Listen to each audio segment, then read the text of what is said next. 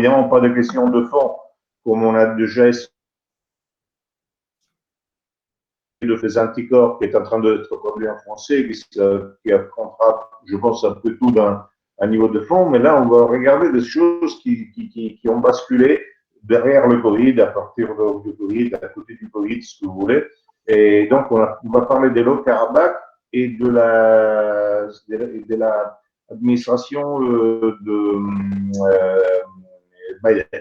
Alors, on commence par des questions. Je pose des questions à Gilbert, et puis on articule moi aussi, et on va voir. Alors, les premières questions sont qui a gagné la guerre en Haut-Karabakh et quelles sont les évolutions après l'armistice? Alors, d'abord, je pense que l'important, c'est tout d'abord de situer le Haut-Karabakh dans une carte pour que les gens comprennent où se trouve le Haut-Karabakh. Je ne sais pas si vous voyez sur le fond de mon écran, il y a une espèce de carte du Karabakh. Alors, le nord du Karabakh, donc, se trouve, c'est un corridor en fait qui est à l'intérieur du territoire de l'Azerbaïdjan, qui a été conquis par l'Arménie, mais j'arriverai plus tard. Le problème de l'Arménie, comme vous voyez sur la carte, elle coupe en plein milieu. Elle divise l'Azerbaïdjan avec la frontière turque. Donc les Turcs n'ont pas de frontière avec l'Azerbaïdjan. Et c'est très important de noter ça parce que les Azerbaïdjanais et les Vicenti, c'est bon? C'est vrai. Et les Azerbaïdjanais et les Turcs se considèrent comme un peuple, deux pays.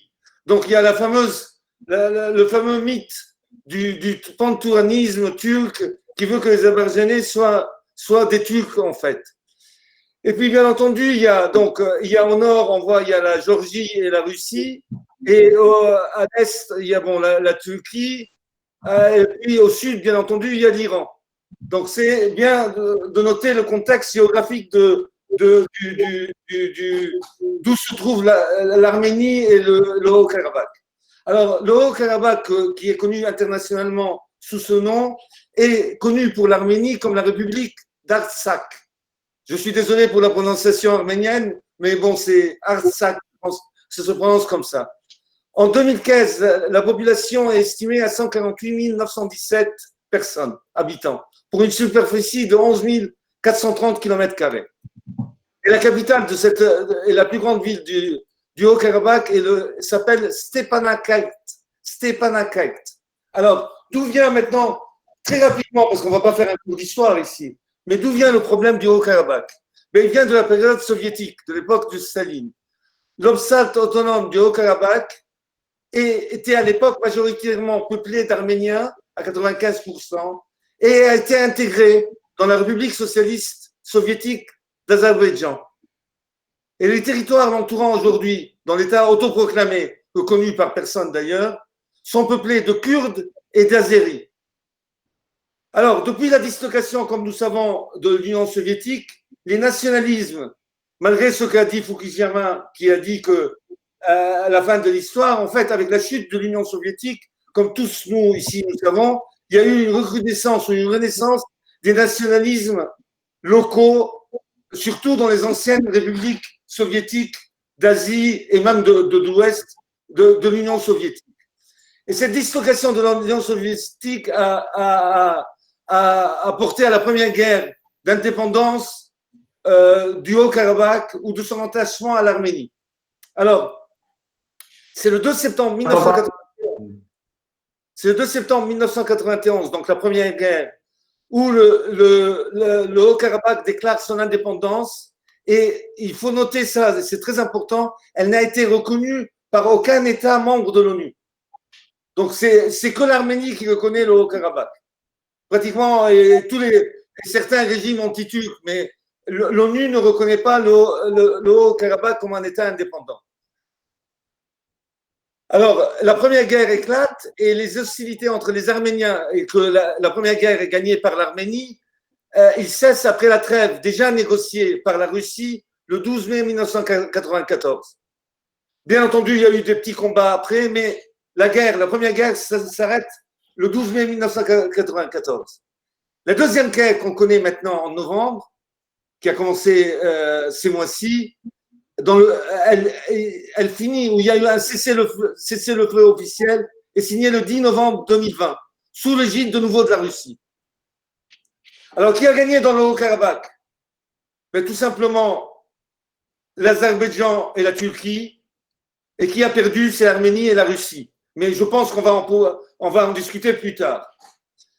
Alors, quelles sont les évolutions? Alors, pour ce qui concerne l'armistice, il y a eu un cessez-le-feu donc, qui prévoit, comme sous l'égide de la Russie, et qui prévoit, comme en Syrie, des patrouilles conjointes entre la Russie et la Turquie. Voilà, ça c'est le contexte actuel. Bien entendu, ce cessez-le-feu, comme tous les cessez-le-feu, est en train d'être mis à bas par les Azerbaïdjanais parce qu'ils veulent relier, et retournant à la carte, ils veulent non seulement reprendre tout le territoire du Haut-Karabakh, parce que pour l'instant, ils n'ont gagné que les 3/4 du territoire, mais ils veulent aussi créer un corridor au sud pour relier la poche de l'Azerbaïdjan qui est coupée par l'Arménie. Donc, la guerre n'est pas encore finie en tant que telle. Mais officiellement, le cessez-le-feu tient. Bon, alors, autre question. Donc, il y a une clé de lecture qui était à la fois Orient contre Occident et était à la fois chrétien contre musulman. Alors, il est évident que l'Azerbaïdjan, c'est des musulmans, mais être musulman ne veut pas dire nécessairement être islamiste, parce que par exemple, Assad aussi ou Saddam aussi il était de musulmans. Par contre, il y a la Turquie qui joue quelque part, mais on ne sait pas exactement jusqu'à quel point, mais qui joue quelque part de toute façon sur le feu de l'islamisme. Alors, la question est jusqu'à quel point est le valable dans ces conflits-là la logique du choc de civilisation conçu comme tel. Ben, moi, en général, j'y crois pas beaucoup au choc des civilisations. Mais bon, je parle de l'idéologie au niveau américain, je veux dire, au niveau idéologique fixe. Il est évident qu'il y a le côté religieux aide. D'un côté, il y a un bloc à pratiquement 100% qui est d'une religion, et de l'autre, et de l'autre côté, il y a un autre bloc religieux à 100%. Cela étant, je pense que dans l'histoire, si on veut, de l'Arménie, l'Azerbaïdjan et le Haut-Karabakh, est plutôt géopolitique plutôt que civilisationnelle ou religieuse. Tout simplement pour un simple facteur. Les Arméniens sont chrétiens, mais les Turcs, c'est des musulmans sunnites. Or, les Azerbaïdjanais sont des musulmans chiites. Donc, dans la logique de l'islamisme, comme on le connaît maintenant, et dans la logique du scénario actuel où on parle du fondamentalisme musulman et de la guerre entre les sunnites, wahhabites, salafistes et le croissant chiite, normalement, cette alliance est avec le diable et à contre-courant. Ce n'est pas logique. En plus, l'Azerbaïdjan, comme gouvernement, il a un gouvernement laïque. Alors, je précise, vu qu'on est en train de parler en français ici, que le laïcisme azerbaïdjanais, comme le laïcisme du baasisme irakien ou syrien ou le laïcisme libyen, n'est pas comme celui de la France, qui est plutôt considéré un athéisme pour les pays du tiers-monde ou les pays du Sud. Donc, ça reste un laïcisme dans le cadre de l'islam. Il ne rejette pas Dieu et la religion en tant que telle. Donc, il y a une question qui vient d'être posée. Les jeunes Turcs sont-ils musulmans? Pardon, les jeunes Turcs. Ah ben, ça c'est alors c'est assez difficile c'est assez amusant en fait d'explorer ce sujet-là, parce que le nationalisme turc à l'origine est laïque. Il est musulman mais laïque. Or maintenant le gouvernement turc de Erdogan est quand même une coalition entre le parti d'Erdogan, donc le parti musulman d'Erdogan, et le parti nationaliste turc, des loups gris, quoi, qui est laïque. Oui. Ça se coupe, je bouge pas. Ah, je bouge pas. C'est bon maintenant? Ça se coupe Là, on voit. Attends, je vais quitter quelques trucs là. C'est mieux? Oui, C'est mieux. Attends, alors j'y vais. Donc, nous disions, il y a une coalition, le gouvernement turc, c'est quand même une coalition entre le parti musulman de Erdogan, mais aussi le parti nationaliste, dont la jeunesse, c'est les Lougris. D'ailleurs, c'est assez amusant et c'est assez cocasse qu'en France, ils ont dissous, après le fameux attentat, je ne vais pas reparler de l'attentat parce que c'est la décapitation du professeur, on ne va pas parler du sujet, mais c'est assez amusant ou cocasse qu'en France, ils ont dissous comme premier mouvement les comités de Cheikh Yassine, qui sont plutôt qu'étant salafistes, c'est plutôt un mouvement qui ne faisait pas beaucoup d'activités, mais qui était pro-palestinien. Et comme deuxième mouvement qu'ils ont dissous, c'est le mouvement des Lougris turcs. C'est pour un mouvement qui est laïque et le dissout sous prétexte que c'est de l'islamisme, c'est assez cocasse. Mais je pense que c'est dû à des questions géopolitiques de la France contre la Turquie, quand on parlera plus tard. tout à fait. Alors, une question, justement, alors, rentrons dans le schéma que beaucoup de monde se fait, qui est valable en partie, parce qu'en partie, c'est vrai qu'il y a les chrétiens contre les musulmans, mais qui est justement valable en partie. Alors, ils se sont dit que la Russie devait être le paladin de chrétiens, et que finalement, la Russie, en négociant un cessez-le-feu favorable aux musulmans, aurait trahi ses propres alliés. Qu'est-ce que tu me dis là-dessus?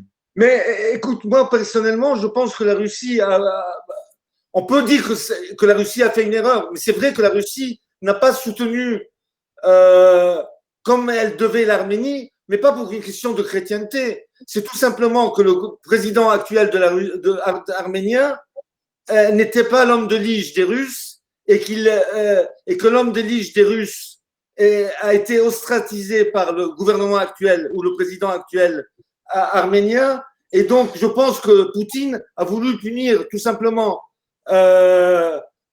punir le président actuel arménien pour le compte de son allié qui a été lâché.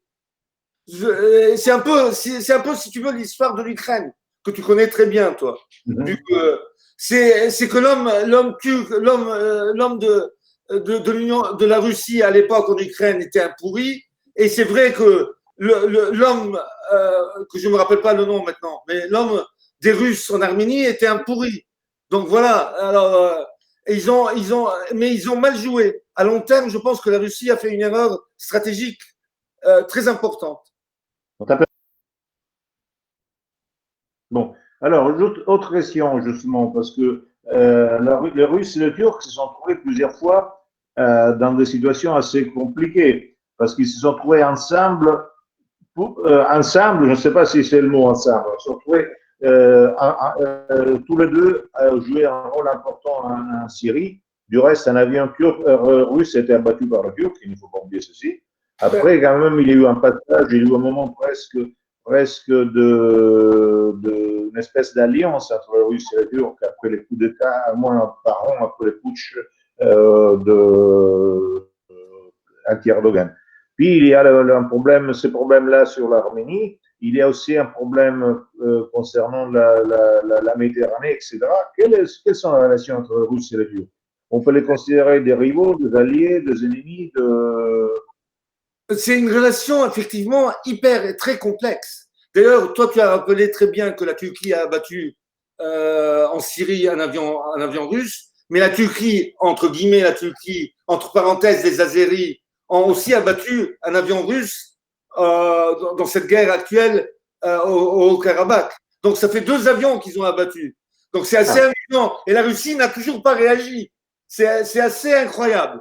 Parce que je pense que si c'était un avion américain, il y aurait eu un bombardement massif sur les capitales de chaque pays. Donc moi, je pense que la Russie a un complexe historique envers la Turquie à cause de sa défaite militaire historique contre les Turcs. Il y a déjà ça qui est un problème. Puis la Russie a besoin de ménager un peu la Turquie parce qu'elle a besoin de l'accès à la mer Méditerranée. Même si les traités disent que le Bosphore ne peut pas être fermé. Mais en réalité, tout le monde sait que s'il y a une guerre, la Turquie contre la Russie, la Turquie fermera le Bosphore. Et d'ailleurs, c'est pour ça d'ailleurs qu'au début de la guerre de Syrie, une des raisons pourquoi la Russie a voulu soutenir la Syrie, c'est pour maintenir sa base de Tartous, une base navale qu'elle avait en Méditerranée. Et d'ailleurs, ce mois-ci, finalement, les Russes ont bougé en Afrique et ils vont ouvrir une base navale au Soudan pour un peu se décoincer. Donc, il y a ce problème que donc, la Russie a besoin aussi de ménager la Turquie. Mais bon, il y a aussi une autre contradiction. La Turquie, qui est quand même une base militaire où il y a des bases militaires américaines, qui est l'oreille de l'OTAN pour l'Asie, pour cette région de l'Asie, et quand même, la Russie vend quand même des armes à la Turquie. C'est assez étonnant. Et malgré cela, il y a une espèce de confrontation en collaboration. Donc, ils s'affrontent en Syrie, ils s'affrontent en Haut-Karabakh, mais en même temps, quand ils font des trêves, ils font des patrouilles communes. C'est assez bizarre comme relation, c'est assez schizophrénique. La Russie est face à la Turquie en Libye, elle est face à la Turquie en Syrie, elle est face à la Turquie aux Azerbaïdjan, mais ils les ménagent quand même. Je pense que une des raisons, c'est que les Russes reconnaissent, par défaut, on peut reconnaître que les Russes ont une faiblesse. Militairement, ils n'ont pas la puissance militaire pour leur ambition politique. D'accord. Et autre question, alors, je ne sais pas comment dire en français, les gens de l'Azerbaïdjan, les Azers. Les Azéris, moi je vous dis, mais bon, il y a des sont de chiites. Quelle est la position réelle de l'Iran par rapport à l'Azerbaïdjan? Ah, ça c'est très intéressant. J'ai écouté le discours du président, pas du président, du guide de la révolution iranienne, Khamenei. Et la position iranienne, ils étaient en porte-à-faux, les Iraniens. Parce qu'effectivement, techniquement, les Azéris sont des chiites.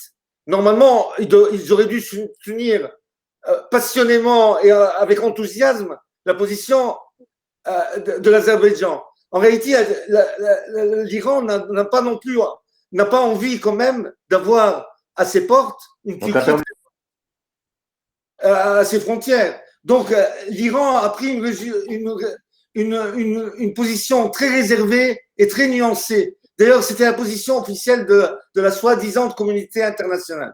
La position officielle de l'Iran. Et ils ont tenu à ça. Hein. Ils n'ont pas dérapé de cette position officielle. C'est que le respect des frontières internationales de chaque pays. Donc, ils ont dit aux Azéris qu'ils ne doivent pas envahir l'Arménie en tant que tel, en tant que pays reconnu internationalement, mais que le Haut-Karabakh appartient aux Azéris. Donc ça, c'est la position officielle. Et donc, ils ont été très modérés et ils n'ont soutenu, ils n'ont envoyé des armes à personne. Autre question, est-ce qu'on peut dire qu'aujourd'hui, le pion principal, le chéri, l'enfant chéri des États-Unis dans la Méditerranée, c'est la Turquie? Oui. On peut dire ceci. Oui, non, mais c'est la seule forme. Donc, on peut dire aussi que, de quelque manière, d'une manière très diagonale ou très indirecte, dans cette guerre en Arménie, actuellement, c'est une petite victoire tactique américaine aussi. Peut-être israélienne et aussi américaine, effectivement. Moi, je pense que les États-Unis soutiennent la Turquie sans aucun doute, tout simplement, même s'ils ont essayé peut-être de se débarrasser d'Erdogan avec le fameux coup d'État qu'il y a eu quelques années, parce que le chef, là, Gouloub, je n'en rappelle plus le nom maintenant, il est réfugié aux États-Unis. Mais soyons sérieux, les plus grandes bases militaires américaines sont en Turquie. C'est comme si vous voulez, c'est comme la 7e flotte est au Qatar. On veut me dire que le Qatar est en train de faire des choses sans que les Américains l'approuvent. Donc, il est évident qu'il y a des contacts militaires très poussés entre les Turcs et les Américains. Et même si les Américains ne sont pas à 100% peut-être d'accord avec les Turcs, ils leur laissent du lest. Et ils ont tout au moins le consentement ou le feu vert des Américains. Sinon, les Turcs, je ne pense pas, ils auraient le courage de faire ce qu'ils sont en train de faire. Mais il y a aussi, je pense que aussi, les Américains soutiennent les Turcs parce qu'il y a quand même un vide sidéral de l'Europe. L'Europe a totalement disparu de cette région. Alors, on va en parler plus tard, peut-être avec la France et l'Allemagne, mais effectivement, l'Europe du Nord, l'Allemagne, les pays baltes, les pays scandinaves, n'en ont rien à faire de la Méditerranée. Et en plus, même l'Italie. Donc, ce vide sidéral de l'Europe a fait en sorte que même les Américains, peut-être à contre-cœur, ont dû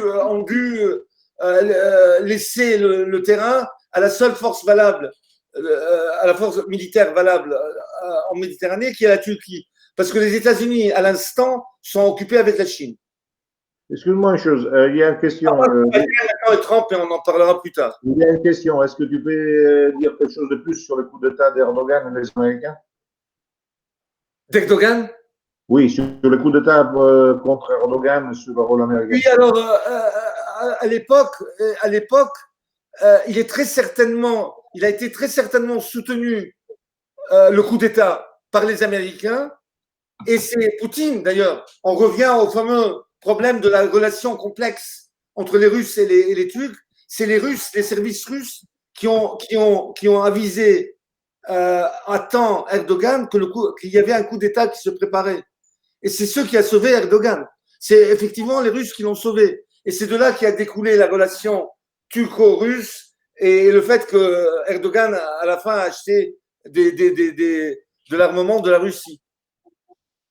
Mais cela étant, je pense que maintenant les relations turco-américaines, avec Trump surtout, ont été rétablies. Et effectivement, pour cette raison, les Américains qui sont préoccupés par la Chine, leur ennemi c'est la Chine maintenant, donc c'est l'Asie, ils ont laissé la main libre à Erdogan ou à la Turquie en Méditerranée parce qu'il n'y a pas de volonté de puissance européenne dans la Méditerranée.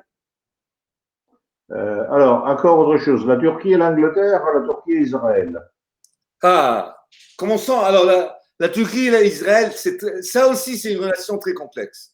Parce qu'effectivement, les Turcs sont des alliés historiques avec Israël. D'ailleurs, les Turcs ont reconnu en 1948 immédiatement Israël. Donc, ils ont des relations très étroites avec Israël. Mais je pense que c'est des relations géopolitiques, dans le sens, c'est un peu comme l'Inde qui est alliée avec Israël. L'Inde est alliée avec Israël parce qu'elle est contre le Pakistan, contre les pouvoirs musulmans de l'islam. La Turquie est alliée avec Israël en fonction anti-arabe pour recréer l'Empire ottoman. Donc, à terme, et je pense que les Israéliens en sont conscients, vu que les Turcs, non seulement sont musulmans sunnites, mais éventuellement, leur dream, leur rêve, c'est de recréer, si on veut, l'Empire ottoman, éventuellement, et bien entendu, Jérusalem étant la troisième ville sainte de l'islam, c'est où le prophète, avec l'archange Gabriel, est monté au ciel. Donc, il est évident que à terme, d'ici quelques vingtaines d'années ou plus, la Turquie va s'affronter avec Israël. Mais pour l'instant, ils sont assez alliés fermes, malgré la rhétorique d'Erdogan pro-palestinienne et pro-arabe. Et avec les Anglais? Les Anglais, je ne sais pas si on peut parler des francs-maçons, mais bon. Oui, pourquoi pas. Non, mais c'est ça, je pense, il y a des relations depuis Atatürk avec les Anglais. Uh-huh. Donc ça, je ne sais pas. Si tu peux développer ça un peu plus, je te laisse le soin de le développer. Non, je demande parce que, alors, je sais que par exemple, il y a beaucoup d'intérêts du British Petroleum avec qui vont avec le Turc. Enfin, il y a très des intérêts. Et je sais que Boris Johnson a tenu tout un discours très pro-turc il y a quelques temps. Ben, il a des antécédents, il a des aïeuls turcs. La famille de Boris Johnson, et son grand-père, un de ses grands-pères était turc. Oui, je sais. Non, c'était je crois sa grand-mère. Il était esclave. Je ne sais pas, mais je me rappelle qu'il y a dans son arbre généalogique, il y a du turc quelque part. Et alors, autre question, tu as déjà peut-être un peu répondu. Quelles sont les relations entre la Turquie et les alliés wahhabites des États-Unis et d'Israël qui ont été avec un coup de scène particulièrement relancé par Trump, justement. Ah ben, les relations avec l'Arabie Saoudite c'est des ennemis historiques. Je veux dire, l'Arabie Non, mais Saoudite, c'est pas l'Arabie. Oui, mais il y a aussi les Émirats. c'est assez bizarre. Moi, je pense, toute cette situation dans la région est très complexe. Parce que moi, je pense que la Turquie, par exemple, est en train d'utiliser les groupes islamistes d'une manière très fonctionnelle. Je veux dire, Erdogan est capable d'utiliser et de s'allier avec n'importe qui pour arriver à ses fins. Donc, les Émirats arabes unis sont assez complexes dans leurs relations parce qu'ils ont des relations très étroites avec l'Iran aussi. Donc, est-ce que les Émirats vont tomber dans ce fameux front anti-chiite? Je ne sais pas. Et donc, dans ce contexte, je ne sais pas quelle est la relation avec les Turcs. Je pense qu'à terme, les Wahhabites vont s'affronter avec les Turcs. C'est évident. D'accord, donc le Turc, c'est entre les Wahhabites et les Iraniens. Ok. Pourquoi la France, alors, est-elle un désaccord si fort avec la Turquie? Pourquoi ils sont en désaccord avec la Turquie? C'est un grand problème. C'est Macron qui a essayé de. Moi, c'est comme un peu en pire, parce que la France la puissance militaire française est moins importante que la Russie, que celle russe. Je pense que Macron a voulu, et on a vu d'ailleurs avec le voyage au Liban, qu'il a fait au Liban par 2 fois, et le discours scandaleux qu'il a On fait t'a sur le vu? Liban. Pardon? Oui, on t'avait perdu, vas-y. Oui, d'accord. Donc je pense que la France a voulu, Macron à un certain moment a voulu, euh, dans dans un élan néo-gaulliste, créer une espèce de politique arabe inexistante désormais depuis plusieurs années dans la région et qui s'est plantée d'ailleurs totalement. On l'a vu au Liban. Les 2 voyages au Liban ont été scandaleux pour dire le moins. Et donc ça s'est mal passé parce que les Libanais, qui sont quand même des vieux routiers de la politique, quand le jeune Macron, le bébé Macron est venu leur faire de la rodomontade et leur donner des leçons de néocolonialisme, ils ont dit oui, oui, oui, oui. Le moment qu'ils sont partis, ils ont fait ce qu'ils ont voulu. Et comme la France n'a pas de puissance militaire et l'armée française est occupée au Sahel de toute façon, il n'a pas pu leur taper dessus. Parce que quand on sermonne quelqu'un comme un papa qui sermonne son enfant, il faut bien le fesser quand l'enfant ne tient pas la route. Donc,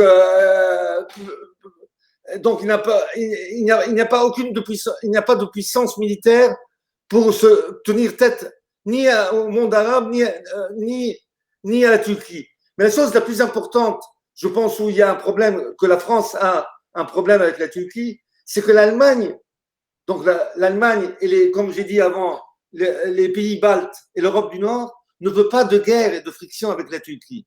Alors, nos amis en France qui suivent peut-être Zemmour dit souvent que l'Allemagne ne veut pas bouger parce qu'elle a une immigration massive turque et elle a peur que ces immigrés, cette 5e colonne, bouge en Allemagne. Moi, je pense que c'est une mauvaise analyse. L'Allemagne ne veut pas bouger contre la Turquie parce que géopolitiquement, l'Allemagne a toujours été alliée, bien avant la Première Guerre mondiale, a toujours été alliée avec la Turquie. Oui, bien sûr. Le lien, la première Guerre mondiale, la Deuxième Guerre mondiale, ils ont toujours été alliés. Donc, l'analyse de Zemmour sur l'immigré, la 5e colonne d'immigration turque est fausse, surtout que la plupart des Turcs en Allemagne sont des Kurdes d'origine. Donc, ils sont anti-turcs. Donc, c'est pas un problème. Donc, ça, c'est où se trouve. Je pense que la France se trouve dans un. Macron a mis la France dans une position très délicate parce qu'il n'a pas la volonté, il n'a pas les moyens de sa politique, les moyens militaires de sa politique, et il n'a pas d'alliés. La France est seule. Personne ne le suit. L'Italie n'a aucune politique étrangère, comme tu sais, dans la Méditerranée. Il y a une guerre en Érythrée maintenant, et l'Italie n'en parle même pas. Ouais. L'Angleterre ne suit pas la France, et les pays satellites de l'Allemagne et l'Allemagne sont pro-turcs, en gros. Mais il y a la Grèce. Voilà. Je t'ai perdu. Oui, il y a la Grèce, je veux dire. Mais passons, Oui, il y a la Grèce, bien entendu. passons au deuxième point de la question, qui est quand même lié. Qui sont, grosso modo, hein, on peut faire un profil pour les choisis par Biden pour son administration? Ah ben, c'est c'est les néocons. En fait, c'est avec Biden, si on voit qui il est en train de nommer maintenant Biden, et je pense que Biden va gagner. Je veux dire, pardon, excusez-moi. Biden, je pense, va devenir le nouveau président, même s'il a triché et il ne devrait pas être le nouveau président. Je pense que Trump s'est trompé. Il a cru qu'il avait défait le deep state, l'État profond. En fait, il était prisonnier à la Maison Blanche. C'est l'État profond. On t'a pas rien entendu. Alors, je disais que Oh, je ne sais pas qu'est-ce qui se passe. je pense que ma ligne est infecte. Attends, je vais essayer de quitter d'autres programmes. Oui, attends. J'essaie de quitter ça. Est-ce mieux? Oui, c'est beaucoup. bon là? Oui. Alors, qu'est-ce qu'on disait? Biden, pour l'instant, si on voit qui il a nommé pour l'instant, c'est tous les néocons qui sont en train de revenir. Kerry est revenu. Les hommes que Biden est nommé ont été quand même les architectes des guerres en Syrie, en Afghanistan et en Irak. Donc, et comme moi je pense que Biden ne pourra pas bien gouverner à l'intérieur des États-Unis parce qu'il y a une forte présence de la droite américaine grâce à Trump. 50% du peuple américain a voté quand même pour Trump. Et comme il a des problèmes avec son extrême gauche à l'intérieur du Parti démocrate, je pense que ça va être une politique internationale de guerre, d'intervention militaire à l'étranger. Et je pense que le grand erreur de Trump, je suis sûr, ou quoi, pardon, je suis sûr. Je suis convaincu que Biden va être le nouveau président des États-Unis, pas parce qu'il a gagné, mais parce que on sait qu'il a triché, mais parce que Trump a cru qu'il a défait le deep state, l'État profond. En réalité, l'État profond a tenu prisonnier Trump dans la Maison Blanche, et c'est l'État profond qui a gagné contre Trump. Et donc, la politique américaine va être on va revenir à l'Amérique gendarme du monde. Enfin, pour l'instant, si je peux me permettre d'intervenir, c'est tout. Donc, tu penses que, par exemple, ils vont essayer de... Côté Biden, pour l'instant, c'est tout sauf gagné. Ça commence même à sentir le roussi parce que même le département de la justice américaine a concédé qu'il n'avait pour l'instant pas trouvé de preuves de fraude suffisamment conséquentes qui pourraient impacter l'élection au complet. Par contre, ce que la plupart de nos médias omettent sciemment de mentionner, c'est que la citation elle n'est pas complète, c'est qu'il continue d'écouter, d'auditionner et d'examiner les preuves qui leur sont présentées petit à petit, et que pour l'instant, le gros dossier qui est porté non pas par l'équipe légale de Trump, enfin l'équipe juridique de la campagne de Trump, mais par Sidney Powell, ça c'est en Géorgie, ça a été déposé, en Philadelphie aussi, en Pennsylvanie aussi. Par contre, au niveau fédéral, le développement de l'affaire est en cours et le plus gros reste à venir. Donc, pour l'instant, ça reste tout à fait possible qu'ils se prennent les pieds dans le tapis, quoi. Ceux qui ont tenté la fraude. Je ne suis pas d'accord du tout. Je pense que même s'il obtient de mettre tout en cause, on arrive dans une situation qui se frite jusqu'au jour où la Pelosi va prendre le pouvoir intermédiaire. Et je pense qu'il n'y a aucune chance que Trump soit président. Non, je me trompe peut-être. Si tu Il peut toujours préparer la loi martiale et réorganiser d'autres élections sous le contrôle de l'armée aussi. Hein. Non, mais attends. Oui, mais ça ne marchera pas. Ça ne marchera pas parce que il ne pourra pas. Alors, les États-Unis ne pourront jamais admettre une chose pareille. Donc, il aura tout contre. Je pense vraiment, moi j'espère bien que ça passe. Moi, ce que j'espère, c'est la guerre civile aux États-Unis. Ouais, moi, je n'y crois pas trop. Avec ta permission, Gabriele, Oui. je suis plutôt d'accord avec Jules. On a deux présidents américains de mémoire 1802, 1800. Oui, mais au 19e siècle. Ouais, Gilbert, attends, ouais, je vais la placer celle-là. 1802, 1840.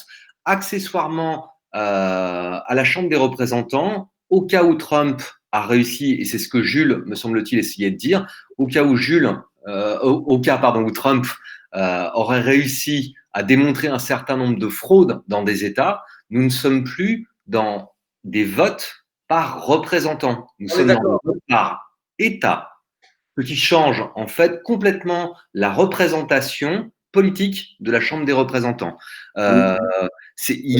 Trump peut en apparence avoir perdu, ça n'est pas forcément évident, et l'intérêt des marchés financiers, puisque on a actuellement en fait une lutte entre la big tech et Wall Street aux États-Unis. L'intérêt de Wall Street, c'est le chaos pour pouvoir jouer de la volatilité sur les marchés. Voilà. La big tech, en fait, c'est imposer la dictature qui est une stabilité. En ce sens, je pense que le match n'est pas fini. Et avec tout le respect que je dois à Gabriele. Et j'en Non, ai mais les chaos, c'est tout à fait possible. Moi, je ne dis pas le contraire. Je dis simplement que ça, on ne pourra jamais s'arranger aux États-Unis à dire nous avons fait une fraude, excusez-nous. Donc, on ne pourra jamais l'admettre. Après, qu'on arrive à une situation d'impasse, ça, c'est autre chose. Je l'espère beaucoup. Ça, c'est autre chose. Je ne crois pas qu'on puisse se dire Trump a gagné ou on refait les élections. Ça, non. Je pense qu'on pourra arriver avec de pouvoirs opposés qui s'opposent et qui s'annulent. Donc, le chaos, donc le gain en bourse. Mais après, ce sera la Pelosi qui va remporter la mise en partie. Puis, je ne sais pas ce que ça va devenir. Ça, c'est possible.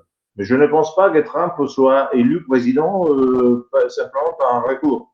Si vous permettez, vous avez raison, Alexandre, et vous avez tous les deux raison, Jules. C'est que légalement, juridiquement, et la loi permettrait, il y a une voie de victoire de Trump. C'est-à-dire, mais pour faire cela, il faut que la Cour constitutionnelle, vu que tous les recours que Trump a fait pour l'instant au niveau de la justice de chaque État et même au niveau de la justice fédérale, les recours ont tous été déboutés. Il faut qu'il arrive à la Cour constitutionnelle américaine. Or, la Cour constitutionnelle américaine doit dire que les élections, au moins dans les 6 États pivots, ne sont pas valables pour que le Congrès intervienne, donc la législature intervienne. Et effectivement, là, les républicains ont la majorité. Parce que ce n'est pas le nombre de représentants au Congrès qui va voter, mais chaque État a une voix.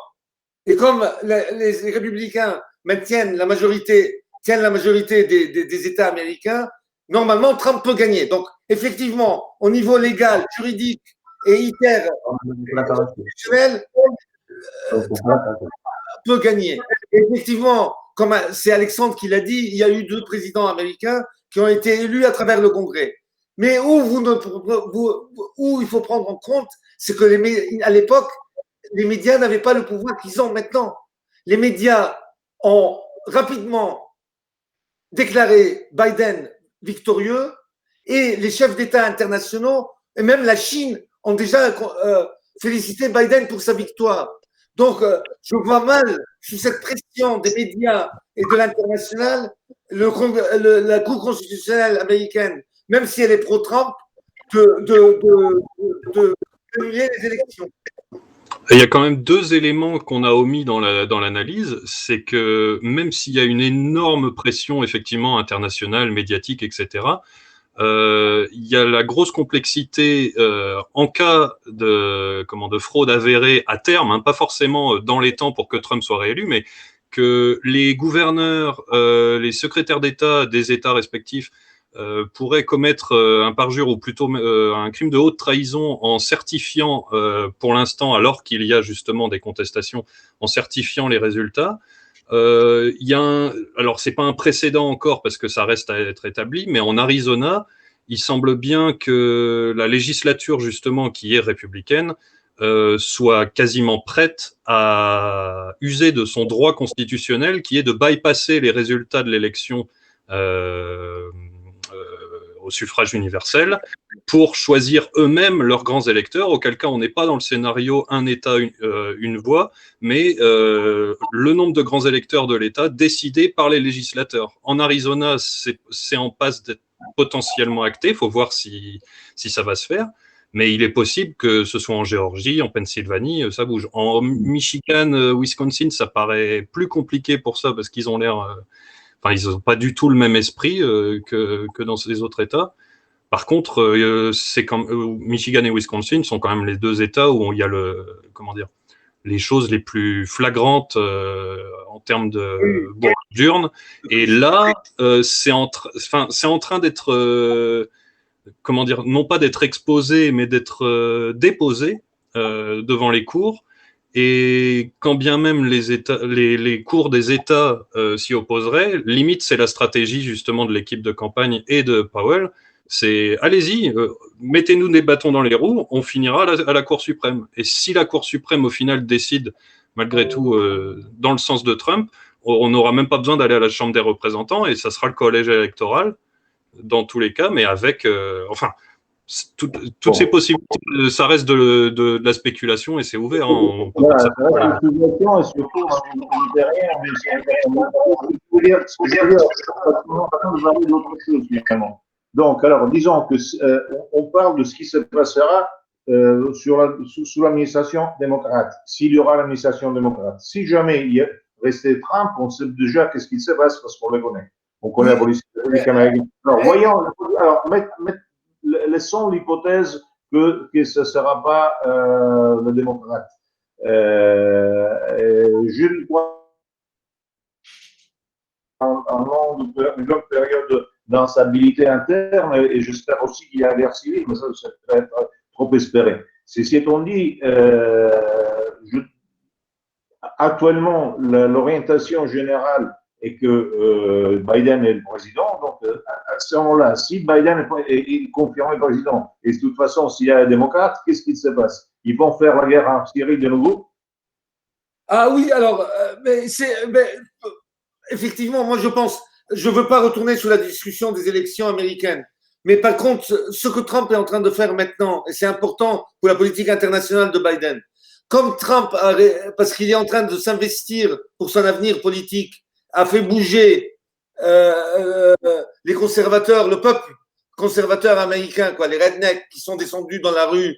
Et donc, Biden, président, il va avoir, comme j'ai dit tout à l'heure, admettons que Biden soit président, il va avoir une pression à sa droite, c'est-à-dire le peuple de Trump, le populisme trumpiste, qui va faire pression sur Biden à sa droite, et à la gauche de Biden, les Sanders et les autres Cortez qui sont à l'intérieur du Parti démocrate qui ne sont pas contentes, vont créer un problème interne de gestion de la politique intérieure américaine. Donc Biden va très probablement, s'il arrive à gouverner 2 ans, parce son état de santé est en train de détériorer aussi. Hein. Donc, très probablement, les premières années de la politique de Biden va être dirigée vers l'international. Et je pense, avec les gens qu'il est en train de nommer en ce moment dans son administration, c'est une administration de faucons, néocons, dont l'objectif est de refaire des guerres ou de repositionner les États-Unis comme gendarmes du monde. Et d'ailleurs, ils sont en train déjà de réétudier, de faire des accords avec la Chine, et c'est très bizarre. D'ailleurs, c'est dans ce contexte-là que l'assassinat du père de la bombe du programme nucléaire iranien qui est mis dans ce contexte. Certains experts disent que les Israéliens ont voulu donner un message codé à Biden pour le dire de ne pas relancer le fameux accord nucléaire d'Obama entre les États-Unis et l'Iran. Et c'est pour ça qu'il y a eu. Et cette action qui s'est passée dans une ville iranienne contrôlée par les gardiens de la Révolution, c'est à la Hollywood. C'est hallucinant. Ça ressemble à Mission Impossible. Ils ont fait exploser une voiture piégée et puis il y a eu 12 12 hommes armés qui ont achevé ce dirigeant iranien et ils se sont échappés, personne ne les a arrêtés. Donc je pense que les Israéliens ont eu comme sous-traitants les Moudjahidines calques. Autre chose, les CFR ayant repris, évidemment dans le cas où Biden soit confirmé, ayant repris le règne de la Maison-Blanche, ils ont forcément intérêt à alimenter la tension à l'Est, entre l'Europe et la Russie. Comment feront-ils, s'ils font ceci, comment feront-ils pour continuer d'utiliser les groupes Visegrad pour leur intérêt? Je te laisse répondre à ça. Laisse-moi penser, réfléchir. Tu m'as eu là. C'est une question que je me pose. Je n'ai pas la réponse. Parce que Visegrad a été utilisé carrément de façon pro-anglo-américaine jusqu'à maintenant. Avec le sel de Visegrad qui n'était pas vraiment anglo-américain et urbain, mais les autres, ce sont des pions américains. Donc, utiliser Visegrad tout en tenant un discours démocrate, c'est pas si simple que cela. Avec ta permission, Gabriele? Vas-y, vas-y. Ouais. Bon, donc on est dans la politique fiction, Biden a gagné, etc. Machin. Pas oublier que Biden est essentiellement quelqu'un qui est on va dire un politique moyen au sein du Sénat. C'est pas un aigle au niveau américain, mais c'est quelqu'un qui est intellectuellement plutôt aux fraises, quoi. La vraie question, c'est sous combien de temps son vice-président, sa vice-présidente, même si elle est très masculine dans son rapport au goût, ouais, on va le présenter comme ça, Gilbert.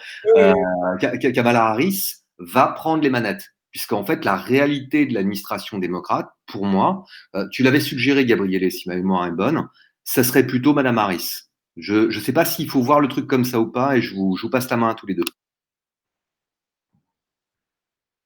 Oh, j'ai perdu le son.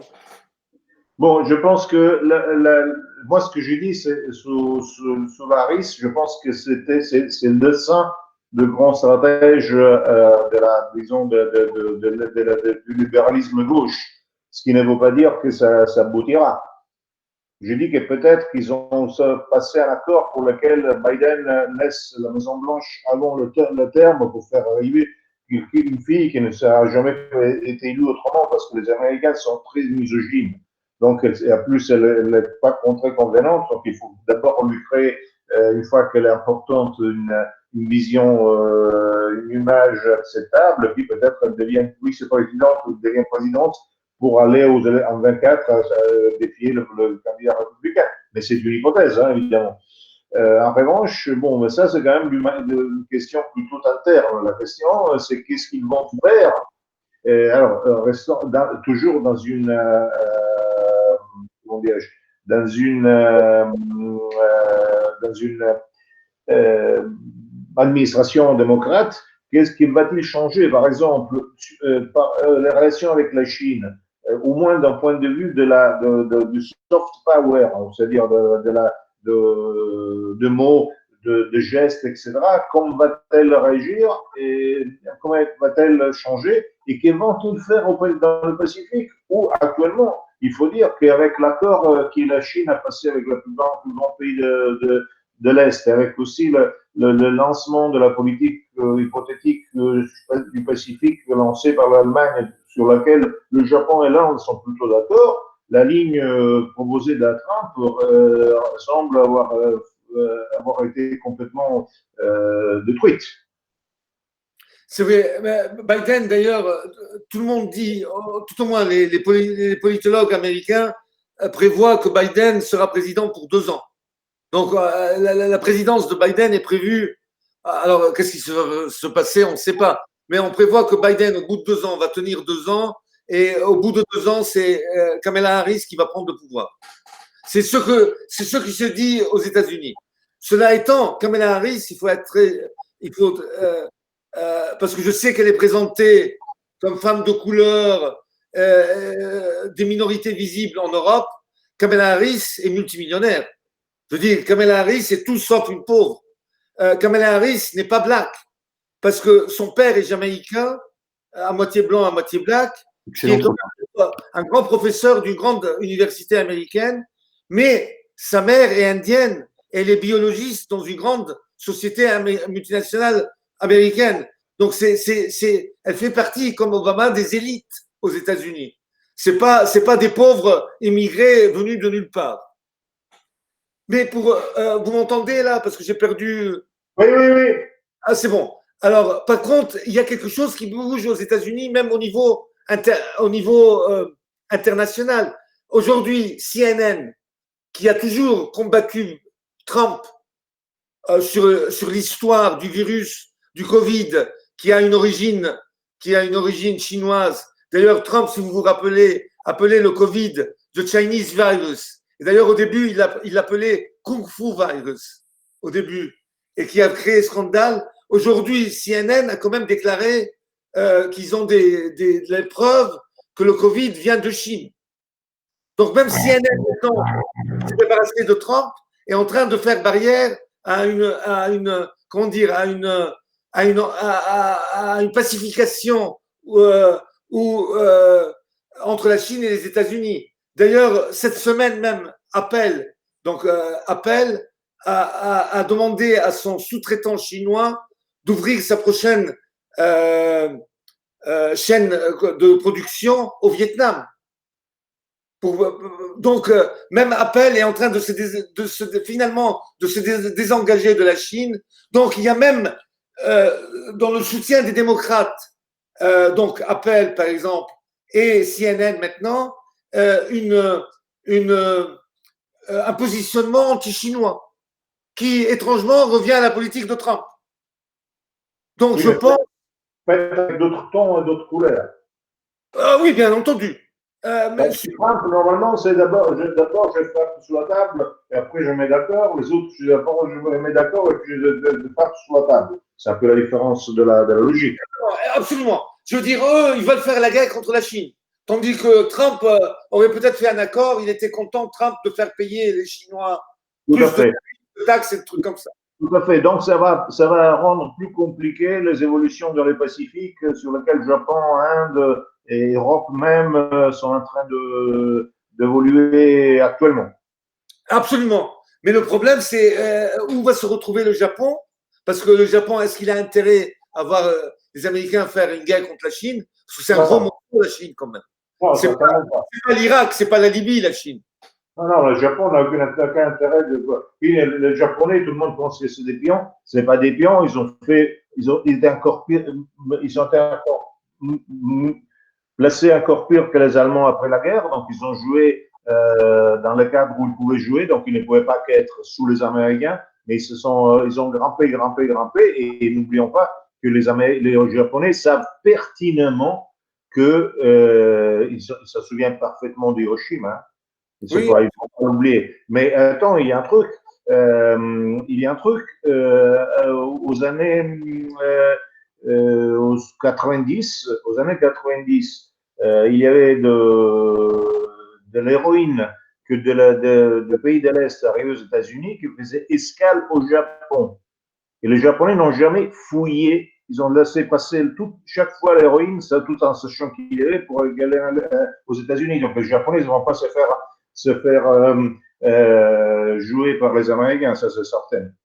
Donc tout ce qui pense que les Japonais vont faire les petits soldats anti-chinois pour les Américains, c'est trop. Oui, mais ce qui est préoccupant par contre, c'est que l'Europe et les populismes en Europe, vu qu'on va en parler prochainement, sont en train de s'aligner sur une politique anti-chinoise. Oui, mais attends, la question, c'est pas d'être pro ou anti-chinois. La question, c'est d'être pro soi-même. Oui, justement, c'est pas dans la… Parce que tu dois jouer, tu dois surfer entre tout, parce que tu ne veux pas non plus être pro-chinois. Non, absolument, mais je veux dire, malheureusement, je pense que l'Europe et les populismes sont en train d'entrer en fonction anti-chinoise, pro-américaine, comme à l'époque de l'Union soviétique. L'Allemagne n'a aucune envie là-dessus, la France non plus, je crois. Il faut voir, oui, c'est possible. Bon, je ne pense pas à ça. En revanche, Il y a un peu le prochain président en France. N'oublie pas qu'il y a les élections. voilà, la question est exactement ça. Dans cette nouvelle présidence américaine, sauf s'il y a le miracle qu'il n'y aura pas cette présidence, mais cette nouvelle présidence américaine, et quelles sont les intrusions, par exemple, dans la politique française et dans la présidentielle française, vont tourner vers quoi et comment vont le monter? Parce que, par exemple, actuellement, le client principal des Américains est De Villiers. Absolument. Mais De Villiers est un conservateur, un homme de droite. Donc, je ne pense pas que ça soit le client de démocrate. Ils vont peut-être choisir un autre client pour essayer de réaliser un atlantiste. Le problème, c'est qu'à gauche, il n'y a personne. Ben, il ne doit pas être à gauche. Ben, ils peuvent prendre Marine Le Pen, après tout. Non, je veux dire, il peut créer. Non, il ne se crée pas. Non, il peut créer quand même un personnage. Il peut créer un personnage je veux dire, je ne parle pas de lui, évidemment, mais il peut toujours créer un Juppé ou quelconque. Non, mais pour Marine Le Pen, je taquinais Oui, les gens. Non, moi, je pense que l'homme des Américains en ce moment en France, c'est De Villiers. Tout à fait. Alors, est-ce que les démocrates peuvent soutenir De Villiers? Mais je ne sais pas. Mais ils ont un problème de rechange. Il n'y a pas, pour l'instant, je ne vois aucune autre personnalité. Parce que je vois mal les gens voter pour Juppé, par exemple. Avec votre permission. Avec votre personnage à la Juppé.